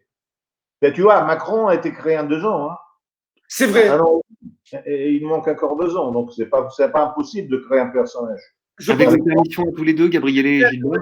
Quelqu'un, Alexandre, voulait intervenir, vas-y. Ouais, donc bon, sur la réalité du pouvoir, et en particulier du pouvoir profond actuellement à Paris, en fait, ce qu'on peut remarquer, on a un Premier ministre sarkozyste, un ministre de l'Intérieur sarkozyste, et on a des macronistes aux manettes. Dans la réalité du pouvoir profond, actuellement, c'est une lutte. Ça se passe de manière française assez souterraine, et il est sur l'issue en fait de la lutte, c'est objectivement assez indéterminé. La France est l'un des pays les plus soumis sur l'agenda de Davos. Ce qui est évident, c'est qu'effectivement un candidat type Juppé serait bienvenu. Après, en fait, avec l'accord du peuple, le but, effectivement, c'est toujours éviter la confrontation et avoir l'assentiment populaire. Et pour revenir à la question initiale, quel est l'agenda démocrate et qu'est-ce qu'une administration Biden pourrait signifier? En fait, il y a 2 nominations qui sont quasiment confirmées par Biden et une nomination à confirmer. On a l'ancienne responsable de la Fed, donc Janet Yellen, qui serait secrétaire d'État au Trésor. On a Hillary Clinton, qui serait nommée ambassadeur auprès des Nations Unies, et Victoria Nuland, qui serait Secretary of State, ministre des Affaires étrangères, peut-être pour Madame Nuland, sachant qu'en fait, le vrai problème avec Madame Nuland, c'est que c'est surtout la femme de Monsieur Kagan. Donc, on est sur un agenda néocon et on en revient finalement à Trump contre Hillary Clinton, à savoir qu'est-ce qui serait passé si Hillary avait gagné contre Trump. Je pense qu'en fait, on est vraiment sur un agenda, en fait, un retour en arrière. On revient 4 ans en arrière, oui. Ouais, c'est un petit peu comme ça que je le vois au niveau américain, à savoir sur les implications que ça aurait au niveau de l'État français. À voir. C'est un petit peu compliqué en ce moment et je vous laisse le mot à tous. Mais moi, je pense que ce soit De Villiers, le général, ou un homme comme Juppé, c'est la fin de la France indépendante. Là, il n'y a plus de gaullisme, c'est fini. Ou Sarkozy, pareil. Hein. Oui, mais c'est pire. Je veux dire, avec De Villiers ou Juppé, c'est pire que Sarkozy. Oui, pardon. Attends, non, Gilbert, ça fait quand même entre Sarkozy, Hollande et Macron, c'est une lente descente aux enfers. On peut toujours aller plus loin dans l'abjection. On est d'accord. Ça dépend de quoi on parle. Bien sûr, c'est du nombre de centres à faire. Ça, c'est hors discussion. Mais là, on parlait de la autonomie internationale. Évidemment, Macron et Hollande, c'est beaucoup plus, entre guillemets, gaulliste que Sarkozy, qui est complètement anacrontiste. Ça aussi. Pas forcément, en fait. Réfléchissons à l'intervention en Libye. À un moment, en fait, il y a une forme d'autonomie de Sarkozy qui permet de récupérer la Côte d'Ivoire. Oui, d'accord, mais en jouant, c'est un peu le jeu qui avait déjà été fait par Giscard, que l'autre homme le plus atlantiste et l'autre président le plus atlantiste en général de la France, et qui quand même se fait quand même baiser, c'est de jouer le gendarme, la France, essayer de jouer la France comme l'allié américain en Afrique pour contrer les Chinois, à savoir que les Américains n'ont pas envie de contrer les Chinois en Afrique. Mais c'est vrai, par contre, c'est vrai que la guerre de Libye, les Américains ne la voulaient pas. Sarkozy, les Anglais. Ouais, les Anglais, c'est les Anglais. Tout à fait, on est sur un agenda anglais au départ. On est sur un agenda émissif. Bah, on peut être con de toute manière. Hein. Je veux dire, il ne suffit pas d'être. Du reste, n'oublions pas que de la façon dans laquelle, je veux dire, Sarkozy il a fait faillite avec son quinquennat. Ça va être évident. Alors maintenant, il faut voir si Macron ne fera pas la même faillite, parce que Hollande a fait faillite aussi. Donc on verra bien, parce qu'on a commencé à instaurer le président non rééligible depuis 2007. Hein. Cela étant, Macron peut être réélu. Oui, je sais. Cela étant, on n'a personne d'autre à part Macron. Pour l'instant, aujourd'hui, en l'état des sondages, malheureusement, il n'y a pas grand monde. Hein. Non, je veux dire, aujourd'hui, s'il y a une élection comme la précédente, Macron-Le Pen, Macron est réélu, je pense. Mais je veux dire, tu peux te rejoindre à ce constat. Je ne te permets pas de dire que Marine Le Pen est la meilleure alliée de l'oligarchie. De qui? La meilleure alliée de l'oligarchie.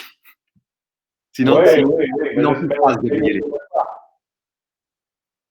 c'était en fait, j'ai dit que Marine Le Pen était la machine à perdre qui permettait à l'oligarchie de toujours placer son candidat.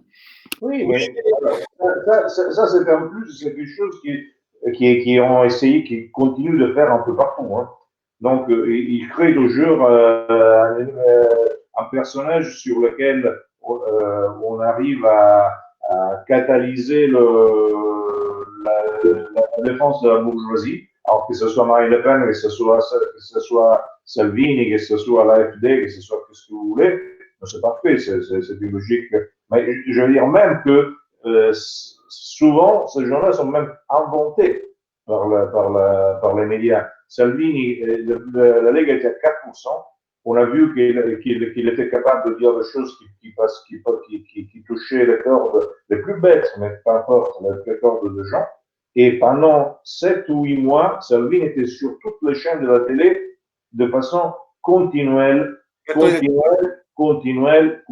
Donc, c'est grâce à ça qu'il est passé à 22, 23, 24%. S'il avait été quelqu'un d'intelligent, il n'aurait jamais été invité. Il l'a invité parce qu'il savait très bien qu'il était très performant et très con. Et donc, ils l'ont très bien utilisé. Et donc, c'est assez logique. Cela étant, on parle beaucoup du plafond de verre en France, mais à force, à chaque élection de monter, un jour ou l'autre, ils peuvent avoir aussi, à force de jouer avec le feu, ils peuvent avoir une surprise.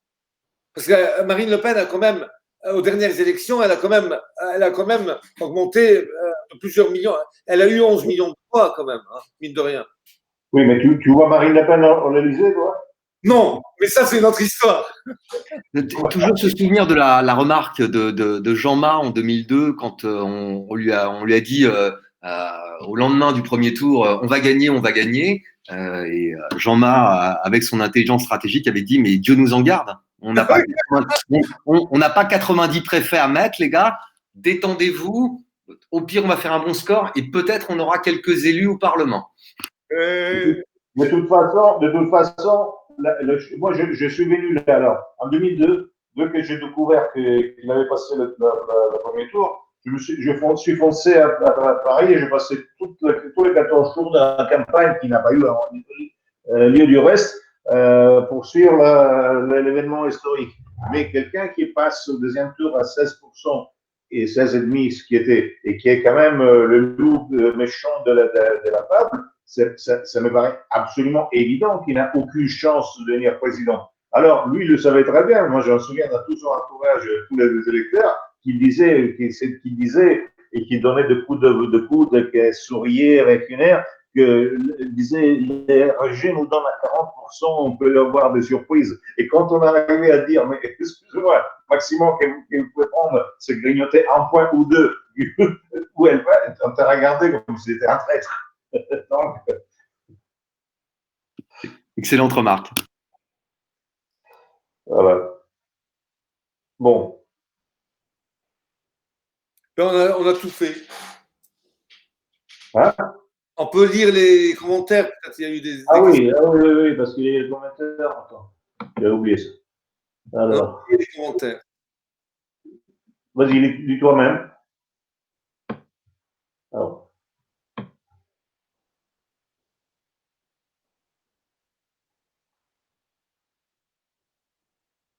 On est en train de lire.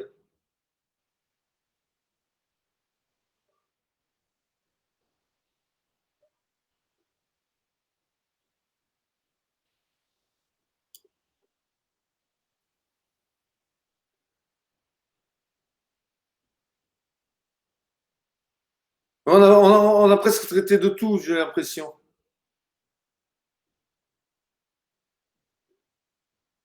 Je suis en train de regarder. Oui, bon, on n'a pas le remarque d'Arthur. Les Russes ont financé la construction d'une réplique de Sainte-Sophie dans une ville chrétienne syrienne. Faisant de cette manière un doigt d'honneur à Erdogan. Oui, c'est vrai. Encore la France, on peut faire un petit peu les Chinois. Ah, les Chinois, justement. Les Chinois sur la question de la guerre de Karabakh. Qu'est-ce qu'ils ont pris, ils se sont intéressés comment de ça? Attends, c'est où la question? Les Chinois, dans la guerre du Karabakh, est-ce qu'ils étaient de quel côté? Honnêtement, je ne sais pas. J'ai rien entendu sur la position de la Chine. Si quelqu'un des participants ici a entendu quelque chose. Non, rien. Rien. J'ai rien entendu. rien lu du tout sur la Chine, la position de la Chine. Et donc, ils s'en foutaient carrément. Je pense.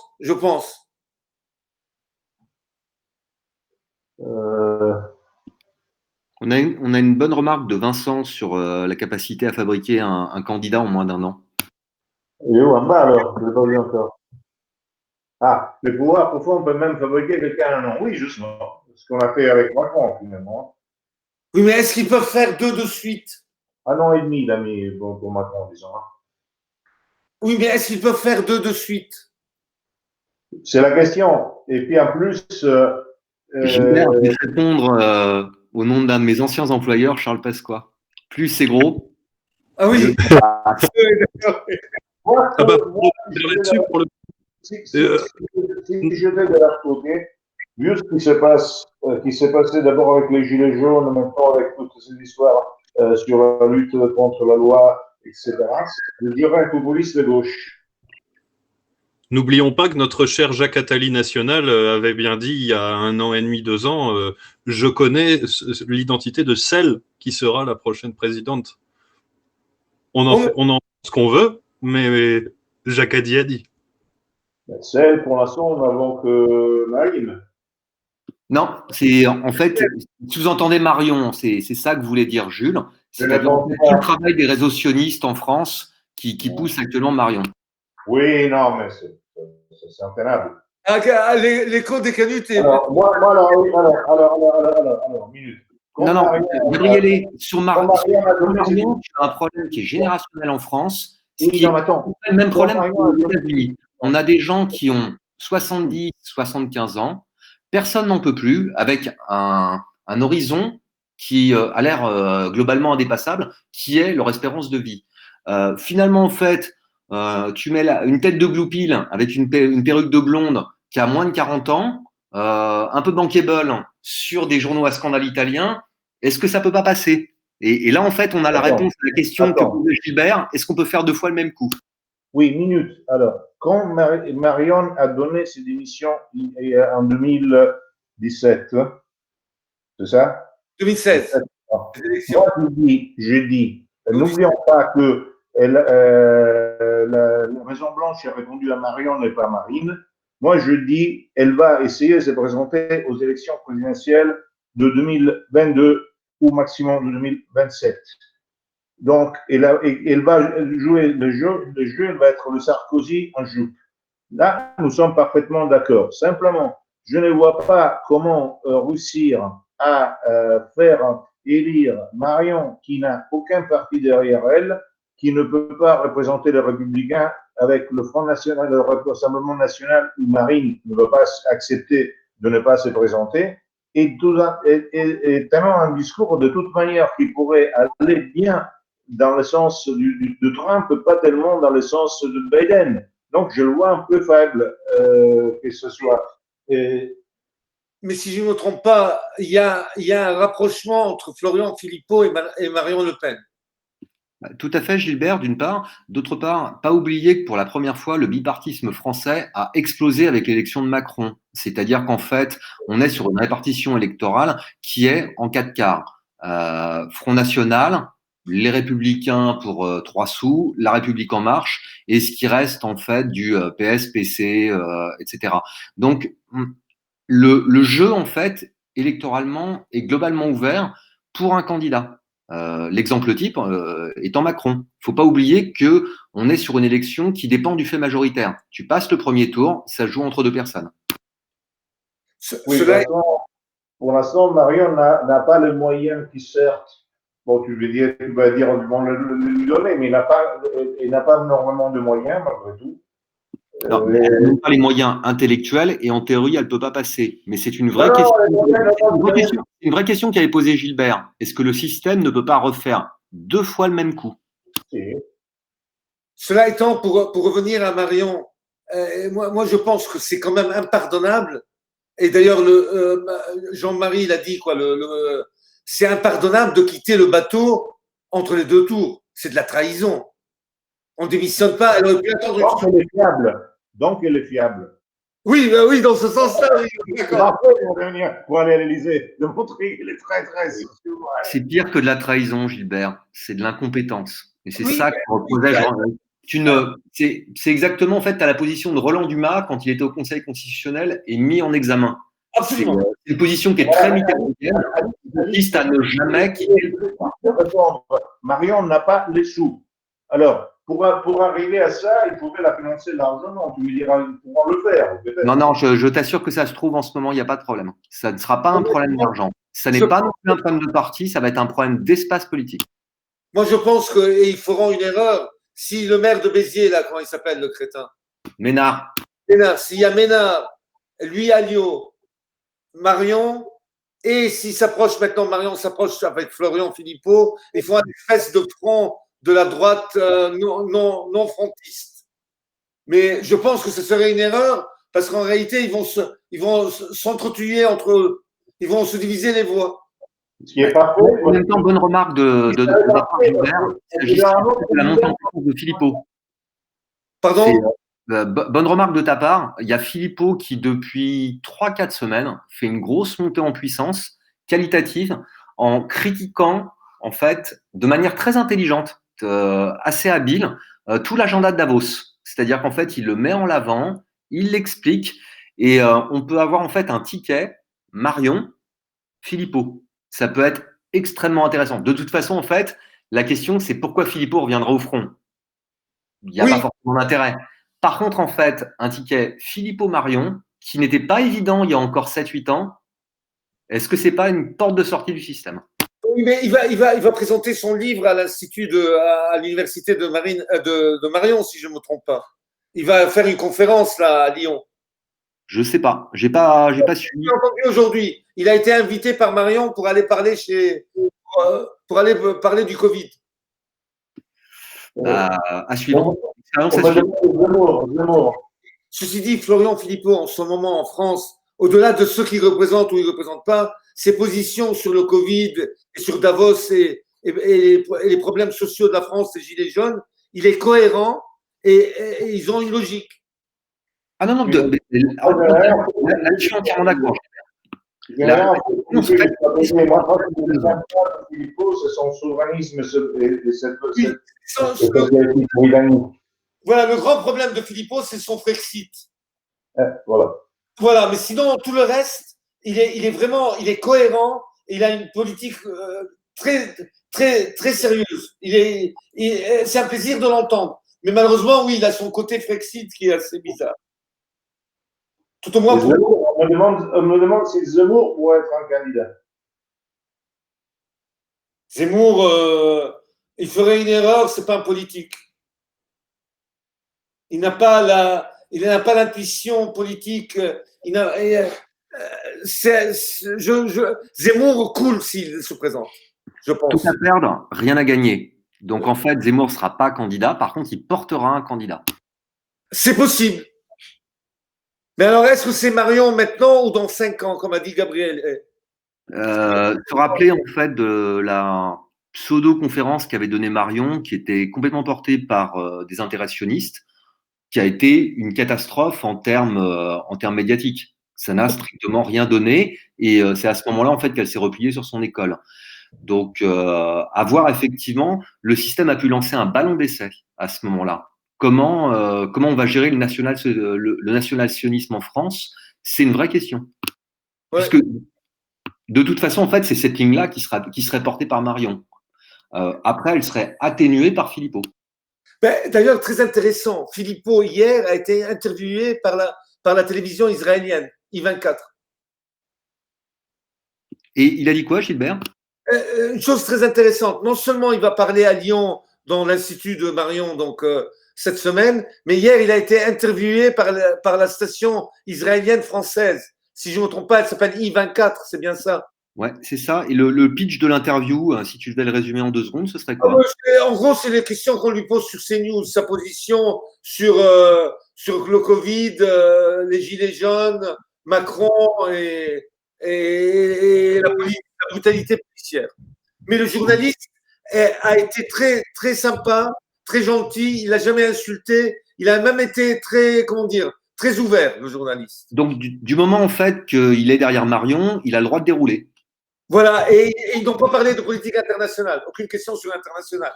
Ce qui est très étrange vu que c'est une télévision israélienne. Intéressant. Tu peux le trouver sur YouTube. Hein. Moi, j'ai trouvé ça sur YouTube. Donc, il y a la chance alors aussi que Marion Philippot, éventuellement avec Zemmour et Desvilliers, non, pas ensemble. Non, avec le type de Béziers, là, Ménard. Avec Ménard. Non, mais Desvilliers, qu'est-ce qu'il va faire? Ah, ça, je ne sais pas. C'est pas. Est-ce qu'ils sont capables de soutenir De Villiers aussi? C'est possible. Ah. Ils peuvent aussi soutenir De Villiers. Je ne sais pas. Il faut voir. Est-ce qu'il y a d'autres questions entre-temps? Non, on discutait sur la Frexit, qu'est-ce qu'elle veut l'oligarchie sur la France. Bon, c'est rien de fondamental. Et en revanche, Philippot, c'est quand même le seul qui ne s'est pas couché devant le Covid. Ça, c'est Vincent Wackerbat. Et je suis d'accord, il a une position excellente sur le Covid.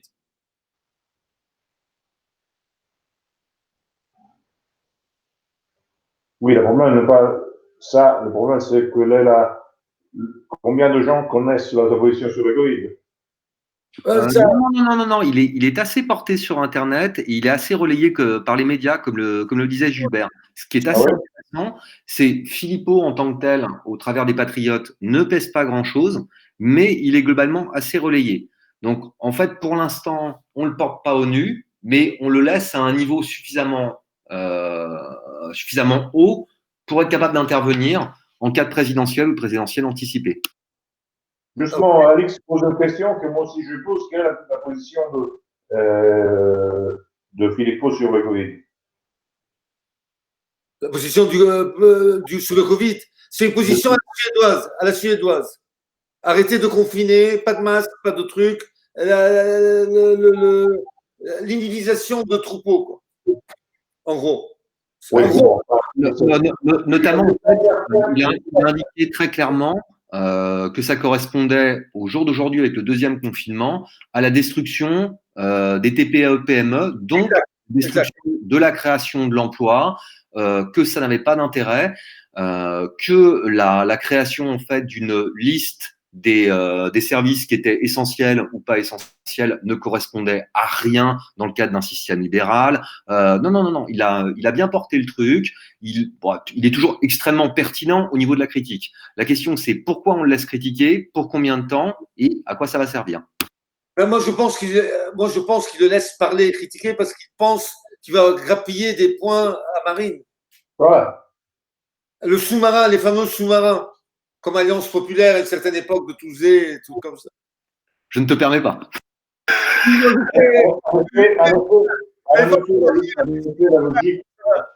L'intérêt, disons, américain, pour cette fois-ci, c'est que Marine ne soit pas au deuxième tour. Oui, mais c'est exactement ça. Parce que les Américains veulent la peau de Macron. Mais est-ce que Marine avait véritablement vocation à se présenter finalement, on réfléchit au second tour qu'elle a fait la dernière fois.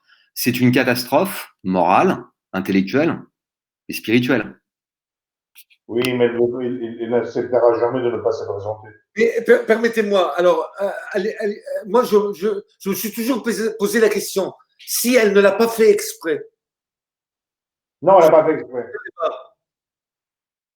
Non, elle n'a pas fait exprès. Tu penses? Si, non, je pense, je suis certain, je sais. De quoi tu parles? Du débat sur l'euro, là?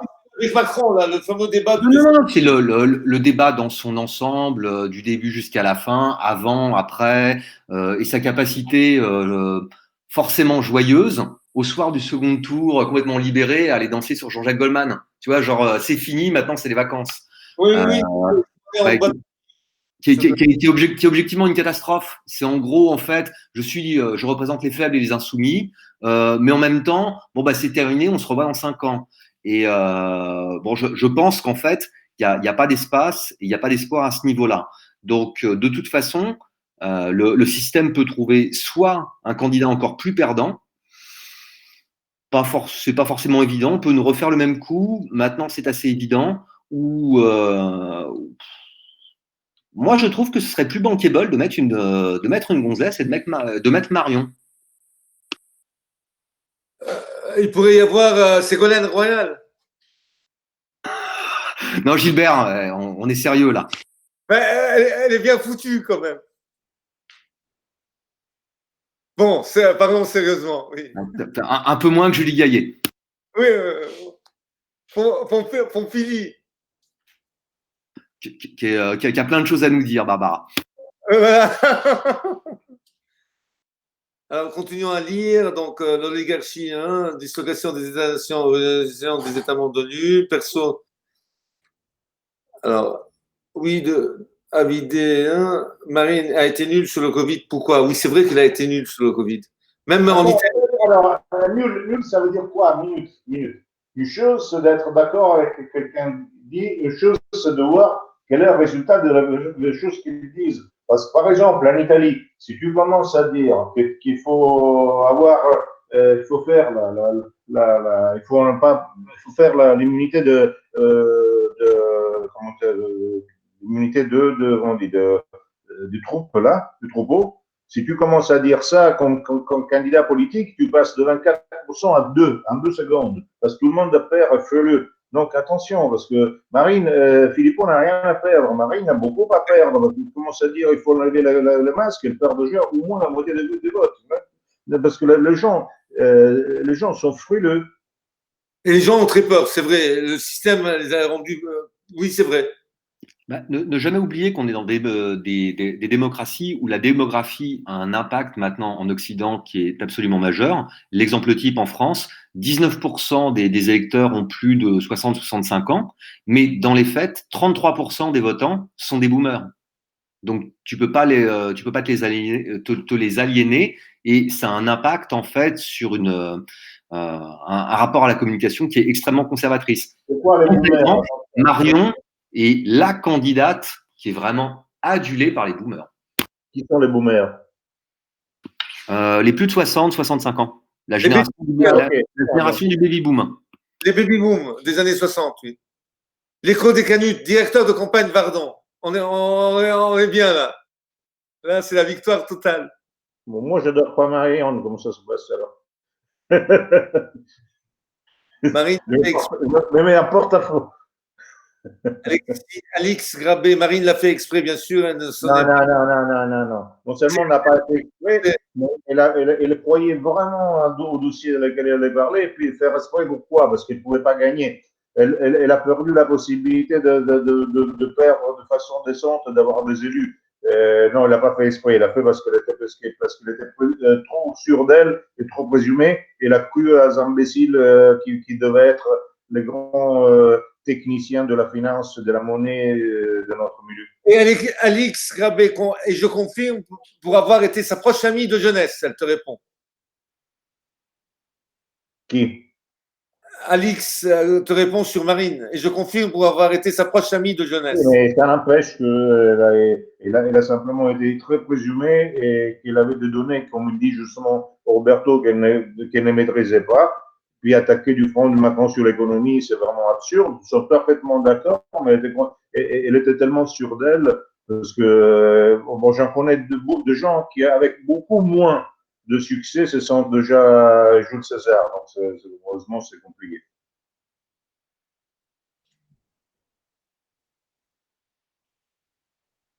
Bon, bref. Marine est finie, on ferait à balancer que c'est une alcoolo et toxico, elle part de défense. Plutôt, elle n'a pas de financement, oui, peut-être. Oui, c'est vrai que la situation financière du Front du Rassemblement n'est pas des meilleures. Oui, mais en même temps, le principal créancier du Front National, c'est qui? Jean-Marie Le Pen. C'est vrai, avec sa fameuse société, là, comment elle s'appelle là? Jeanne.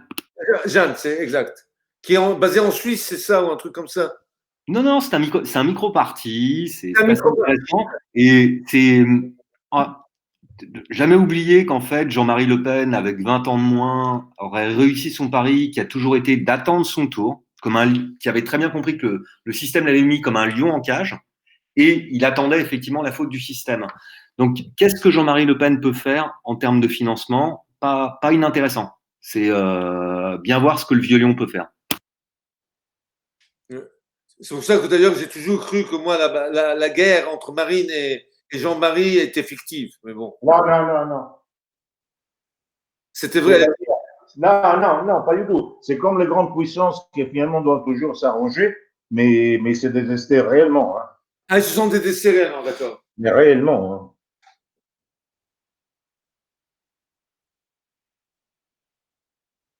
Oui, Moi, mais j'adore DSK, mais quelqu'un qui se fait avoir de cette manière comme mon ennemi, ça me devient sympathique. Et n'oublions jamais que DSK à l'Élysée, ça aurait eu de la gueule. Oui, je suis tout à fait. Ouais. Bien sûr.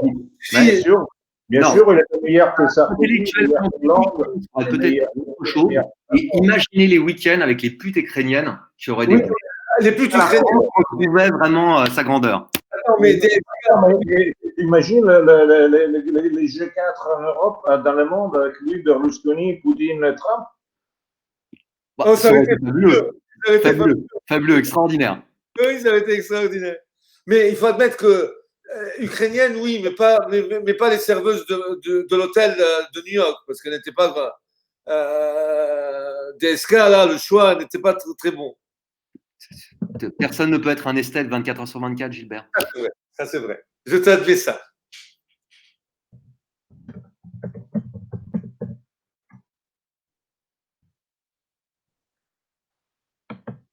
Donc, on ne parle pas de Berlusconi, DSK, juste.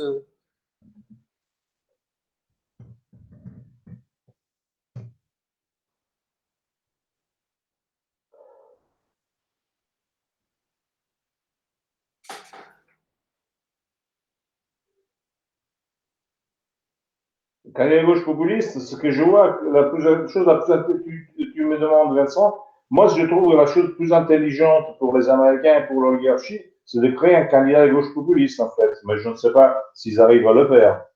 Est-ce qu'on ferait en train de se préparer pour dans 5 ans? Non, après, il ne va jamais être président de la République. Onfray est très utile à grignoter de voir. Je veux dire, si on veut éliminer, si on n'a plus intérêt d'avoir le repoussoir, donc on veut avoir un débat, un réel débat entre disons, les atlantistes et les indépendantistes au niveau de l'Élysée, on n'aura jamais plus Marine au deuxième tour, donc on va multiplier les candidats qui vont lever le voix.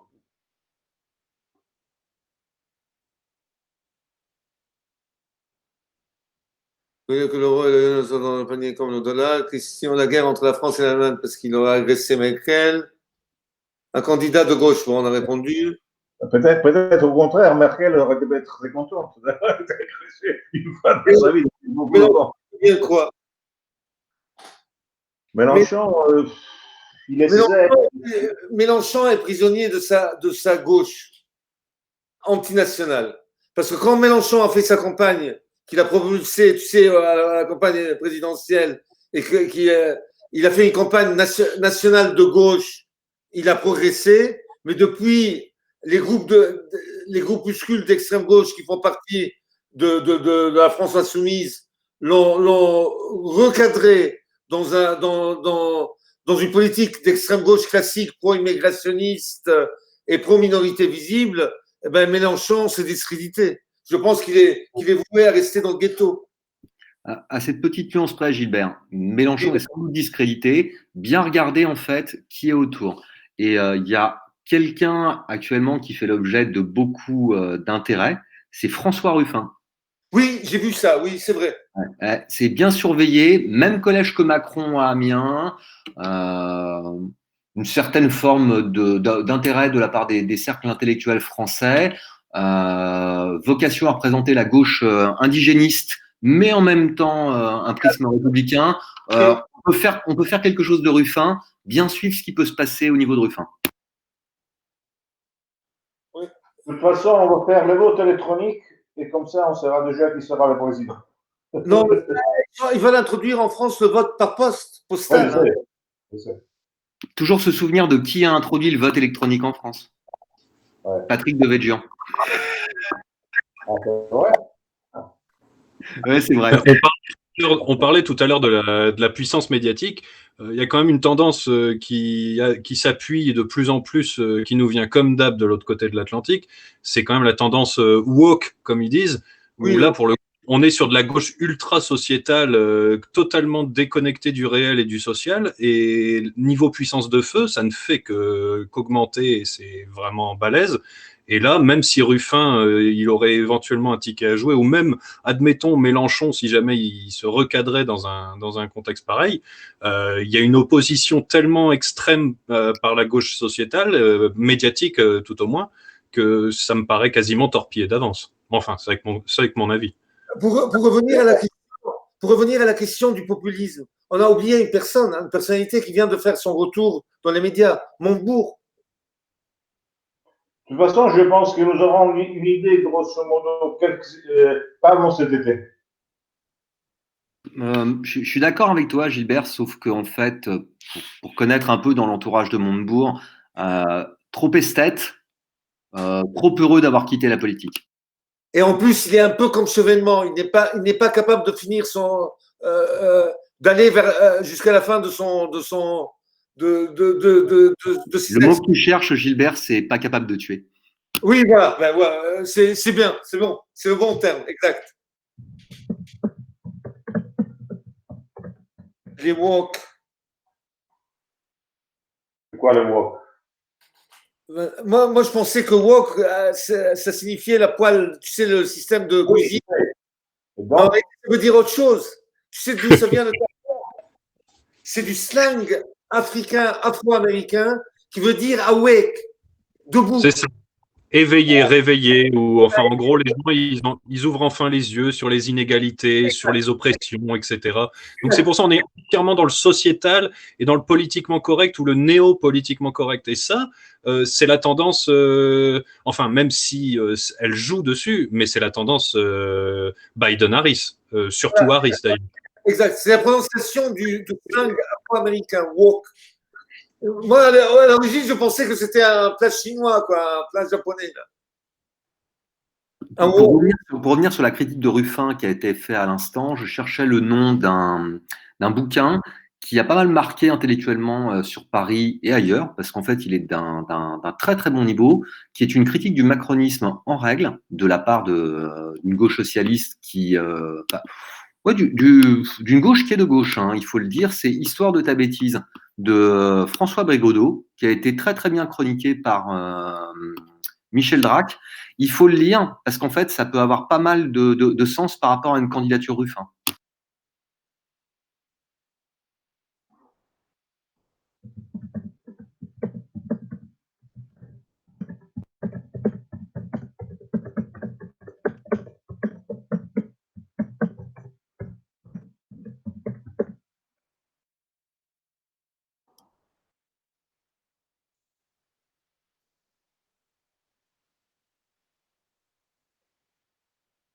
Bon, Sur la candidature Tixet-Vignancourt, moi, j'ai pas de nouvelles. Si quelqu'un a des nouvelles de Monsieur Vignancourt.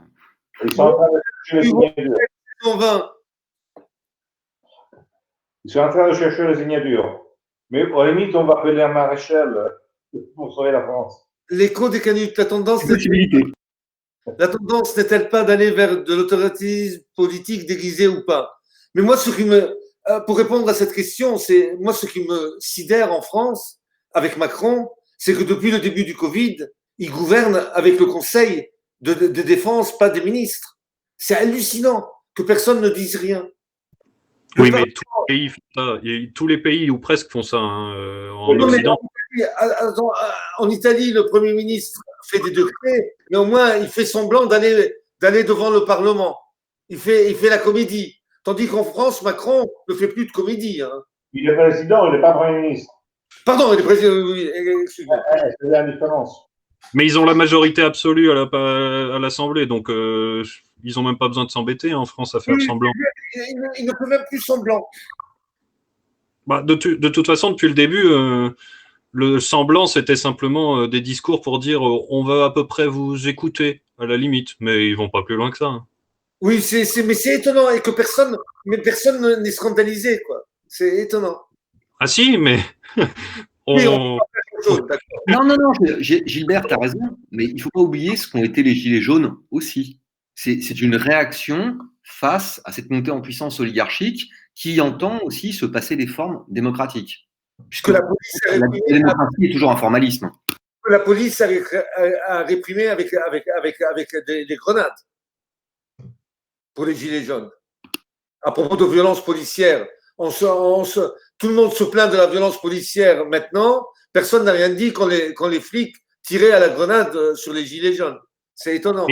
Et ne faisait rien du tout quand il s'agissait des Black Lives Matter en plein déconfinement alors qu'on nous avait interdit de bouger. Bon. En plus, exact. Cette remarque est raciste, Monsieur Guillou, et il est possible que vous ayez des problèmes. Disons que le deux poids deux mesures a tendance à se voir désormais. On va s'en tenir à ça.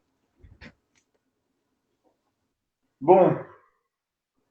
Donc, on arrive. Oh, on peut faire un truc. On va faire un jeu, là. Alors, pas maintenant, tout à l'heure. Disons l'année prochaine, on va faire un jeu. On va mettre un an avant, on va faire le pari. Chacun met quelque part qui sera élu à l'Élysée. Ah. Et puis on verra le gagnant, l'ancien gagnant 2022. Mais quand on aura les candidats? Ben non, déjà on peut faire d'abord une première sur qui. Alors, déjà on fait la première. Si les gens qui ont perdu le candidat perdent un point, ils vont en mettre encore une fois, mais ils ont un point en moins par rapport aux autres. Donc, si par exemple, on va dire Tixier de Vignancourt, toi et moi, et Tixier de Vignancourt, mais non, alors, si on va dire tous les deux, Philippot. Mais moi, je dis d'abord Tixier de Vignancourt, et si c'est que Philippot qui gagne, c'est pas qu'il a gagné, parce que t'as de l'ordre. On va voir. On devait faire ça pour toute l'Europe. Le problème, c'est que toute l'Europe, il n'y a pas les élections présidentielles, il n'y a que la France. C'est complètement différent ailleurs. Non, mais tant qu'à faire, on est en direct. On peut annoncer le candidat tout de suite. Allons-y. Commence, Non, non, Gabriel. c'est trop tôt, c'est trop tôt, c'est trop tôt. Non, non, vraiment, là, c'est trop tôt. Là, les jeux ne sont pas encore faits du tout. C'est vraiment trop tôt. Ils ne le savent même pas eux-mêmes. On peut essayer au partir cet été. Au Bon, limite, du mois de mai. on fera ça cet été alors.